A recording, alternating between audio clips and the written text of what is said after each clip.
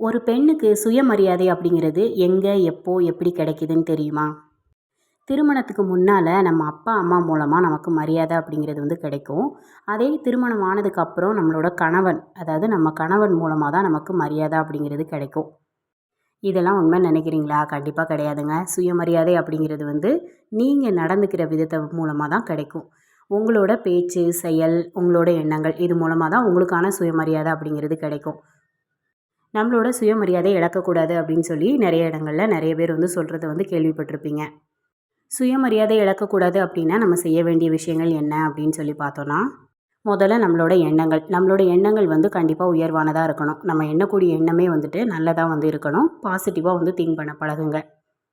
அடுத்ததான் நம்மளோட செயல்கள். வெளி இடங்களில் நம்மளோட செயல்கள் பார்த்தோம் அப்படின்னா ரொம்ப நேர்மையானதாக இருக்கணும். அடுத்ததாக நம்ம பேசக்கூடிய வார்த்தைகள். என்றைக்குமே வெளி இடங்களில் நம்ம பேசக்கூடிய வார்த்தைகள் தான் நம்மளோட சுயமரியாதையை தீர்மானிக்கும். எந்த இடத்துல எப்படி பேசணும், எப்படி நடந்துக்கணும் அப்படிங்கிறத தெரிஞ்சு நடந்துக்கிட்டோம் அப்படின்னாலே அந்த இடத்துல நம்ம சுயமரியாதையை இழக்க மாட்டோம். இதெல்லாம் மீறி நம்ம சொந்தக்காரங்க வீட்டில் இல்லை வெளியில் எங்கேயாவது நம்மளை இழிவுபடுத்துறதுக்குனே ஒரு சில ஆளுங்க இருப்பாங்க. அந்த மாதிரி இழிவுபடுத்துகிறாங்க அப்படின்னா நம்ம முன்னக்கூட்டி செஞ்ச ஏதாவது ஒரு சின்ன தப்பை மைண்டில் வச்சுட்டு தான் இந்த இடத்துல நம்மளை இழிவுபடுத்தவே செய்வாங்க. முடிஞ்ச அளவுக்கு அந்த தப்பை எப்படி சரி செய்யலாம் அப்படின்னு சொல்லி நம்ம யோசிக்கலாம்.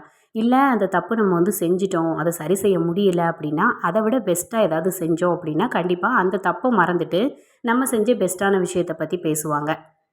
ஒரு பெண் தன்னோட சுயமரியாதையை இழக்காமல் இருக்கணும் அப்படின்னா என்றைக்கும் அவள் கையில் காசுங்கிறது முக்கியமாக இருக்கணும். அதுக்காக ஒரு வேலை அப்படிங்கிறத நம்ம கண்டிப்பாக உருவாக்கிக்கணும்.